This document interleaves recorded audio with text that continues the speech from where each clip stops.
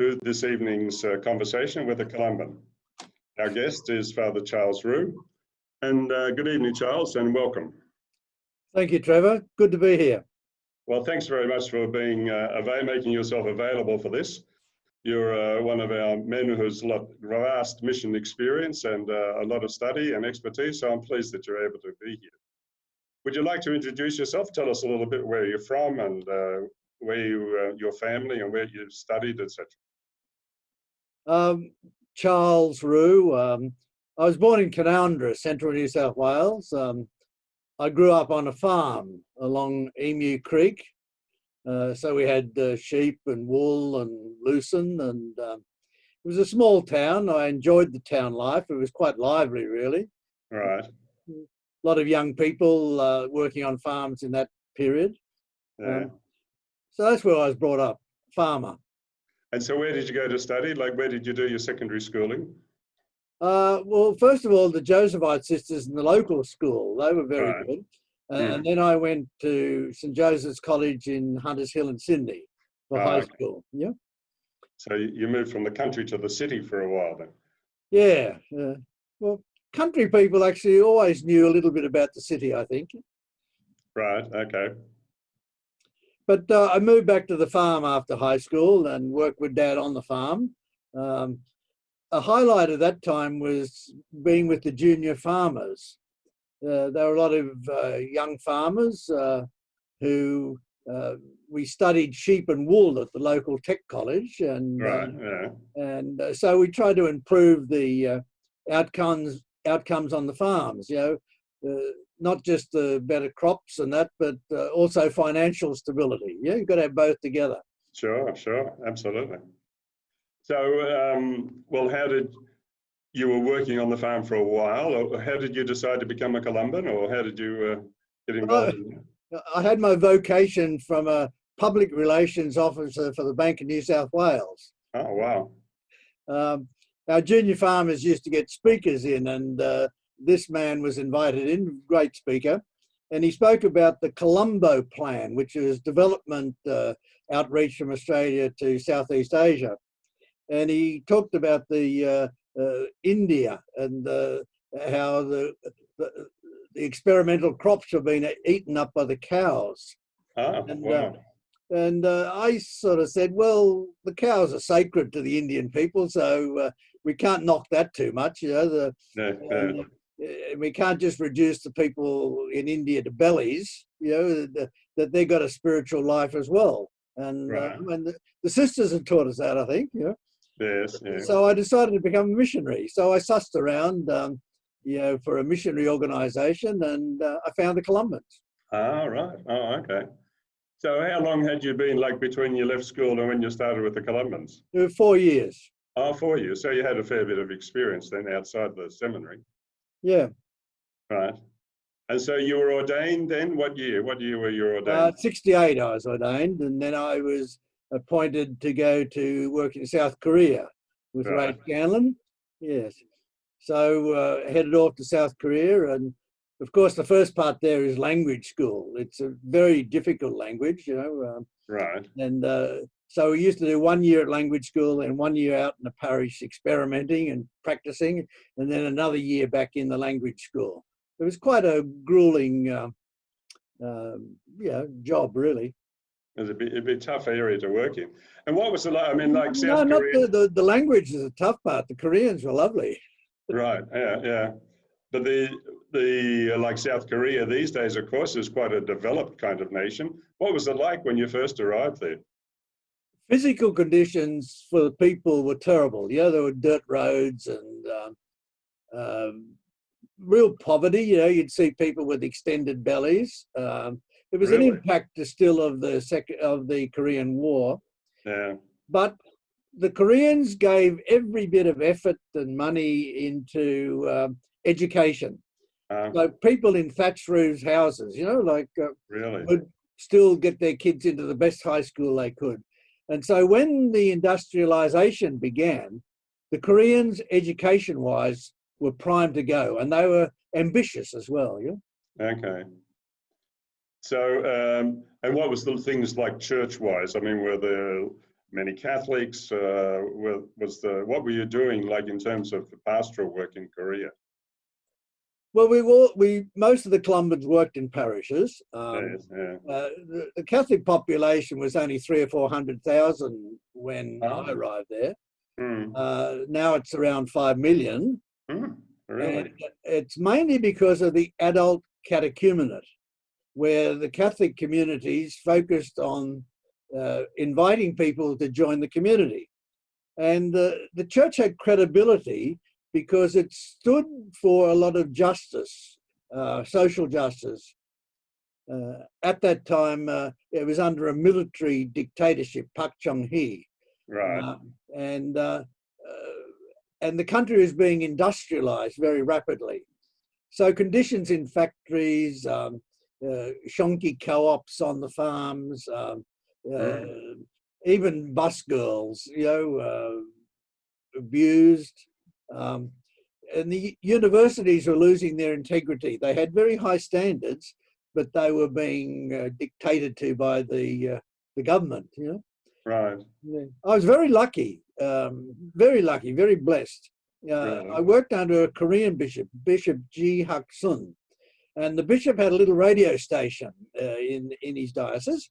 And that was the first money he used, the aid money he used from Germany. And he started a little radio station.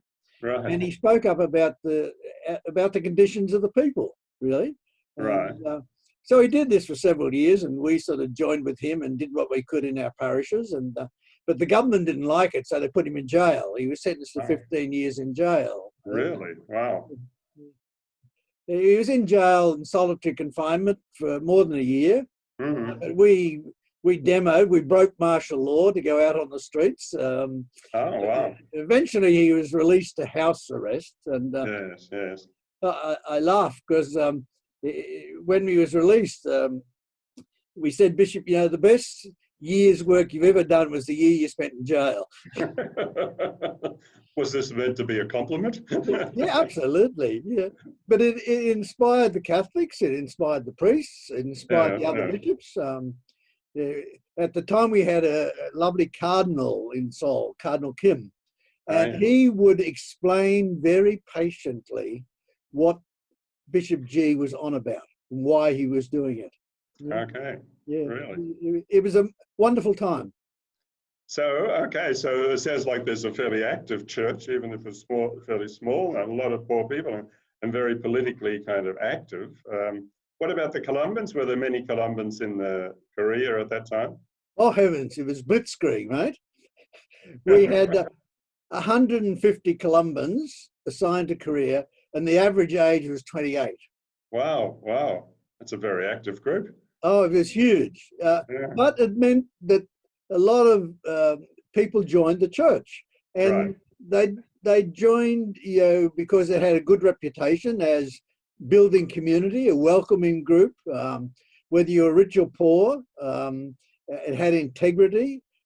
So the adult catechumenate just blossomed day by day. And and the Korean church was very good. They had formal catechetical schools, which they established. The bishops did a good job. Very good. Charles, you are well known around Australia now and other places for being interested in ecology. I'd be interested, when did you start to pick up on this idea that ecology was part of proclaiming the gospel? Well, I think it was the Columban Priorities at our assembly in 1986, I think it was. And Sean McDonough, Father Sean McDonough, an Irishman in particular, had pushed this idea, if you want to look after the poor, you've got to look after the earth. And he quoted, I think, from a South American theologian, the cry of the earth and the cry of the poor. And so that, to me, was a breakthrough. And because we'd worked very much in South Korea for social justice, and it worked. And we had a methodology, which was interesting, the YCW, See, Judge, Act. It's a way of acting. And it was very effective. You went to practical problems. You looked at them in the light of the gospel, and then you decided on some action. And it become like a rolling ball. You know, it wasn't a just one session. It just went on and on and on. And it usually got bigger. Right. Bigger in the sense that like more and more people got involved, or you looked at more and more problems, or? Probably more and more people got involved and got confidence. They built up skills and confidence in being able to face up to issues, whatever the issue be. Yeah? Right. And at that time, were people involved in ecological kind of projects in Korea, or was it something still fairly new? No, it was something new. It wasn't on the radar, really. I think, like most Catholics, you know, creation was sort of taken for granted. You know, it's there, sort of thing. You know, it wasn't an issue as such. But that's when Sean McDonough, in particular, I think for the Columbans, and even wider than the Columbans, sort of said, you know, this is something that God cares about. Right. Yeah. And what I remember is one of the things you came back to Australia and you were living in Sydney, and you were writing a column for the Catholic Weekly. Well, that was a bit later, a few years later. When I first came back, I was on magazine promotion around Australia. Right. But I signed up to do a Master's in Environmental Planning at Macquarie University. Right. The reason, if I talked about environmental things, I didn't want to get written off as a do-gooder priest. You know, I'm not into do-gooder priests. So I had a little bit of background with the sheep and wool studies as a young person. Right. And I built on those and then did the environmental planning. And then that gave me a bit of confidence then to write the column, as you mentioned there, for the Catholic Weekly. And I called it Greening the Gospel, because I think I'd been taught that anything that's important in life, you got to bring it to prayer. Okay. And so to try and push those two things together, and I saw that as a mission job for me, is to try and say, how can we pray about environmental issues and do something if we can? Yeah. Right. Well, what I remember of that column, it was sort of a fairly new thing in the church, in the Australian church, anyway. I mean, not that others weren't talking about it, but you know that you would have that regular column was quite a bit of a breakthrough, really, I think.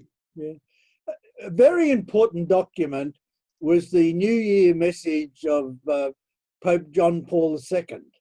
Right. In 1990, his New Year message. It's still a very good document, short, punchy, and it sort of says it called for ecological conversion. Right. In other words, if we want to live our Catholic faith, we've got to take ecology seriously. And it was a breakthrough, and that's when he made Saint Francis. He made him the patron saint of ecology. Right. Of course, that's right. He's always Saint Francis was always pictured with being with the animals and talking to the birds and brother lion or whatever, and you know, all this sort of relationship. He seemed to have that almost like a personal relationship with animals. Well, that later on I wrote a little pamphlet called "The History of Australian Catholic Attitudes to the Environment."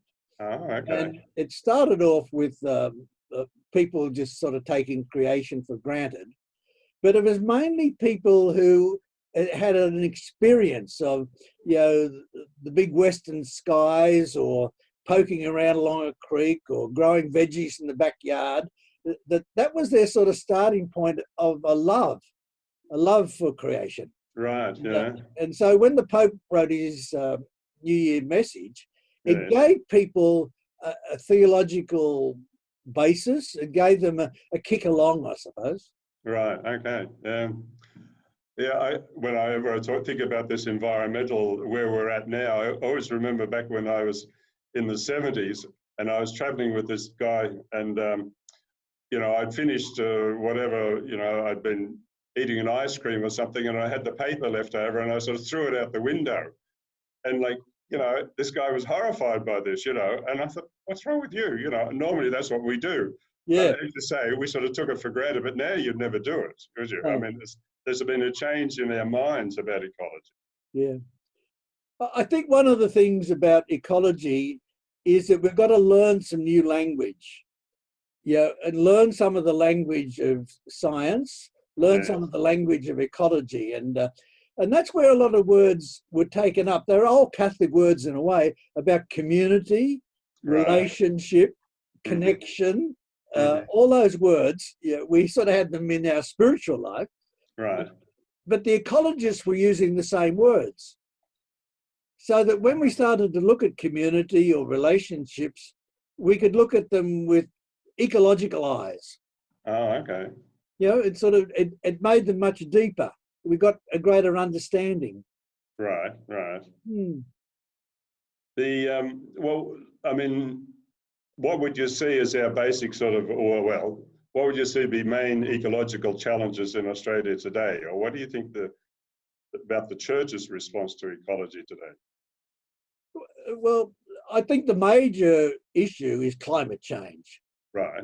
Because even things like biodiversity, shortage of water, droughts, bushfires, they can all come under the idea of climate change. Even migration issues, because a lot of people have been forced to migrate because where they live, the farms are collapsing. Right. So the Pacific Islands in particular, the islands are going under, sea rise. So climate change to me is the big overarching issue. Right. Well, what can the church do though? That was your second part of your question. Yeah. Well, fair dues to the bishops. Back in 2002, 2003, they established a thing called Catholic Earth Care Australia. Right. To professionally give a response to environmental issues. And I thought that was a marvellous issue. Archbishop Battersby from Brisbane was one of the leaders. Bishop Toohey was a leader, and he had astronomy background, actually. Right. He used to be always quoting about the first horizons. Remember the first view of the Earth from outer space? Yes, The blue planet. You remember this little blue dot? Yeah.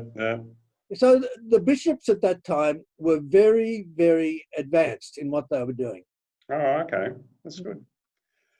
Charles, we'll have to bring this to a close soon, but I'm very pleased that that you've been willing to come back again next week and that we can carry on this conversation, learn a little bit more about your life, and also help explore this whole question of ecology in the church, because obviously one of the big things is the Pope Francis and Laudato Si, which has drawn the attention of many, many people. So I think in terms of leading into, the 1st of September, I think there's a day of prayer for creation and care of the earth, etc. So I think I'd be very interested in what you've got to say next week.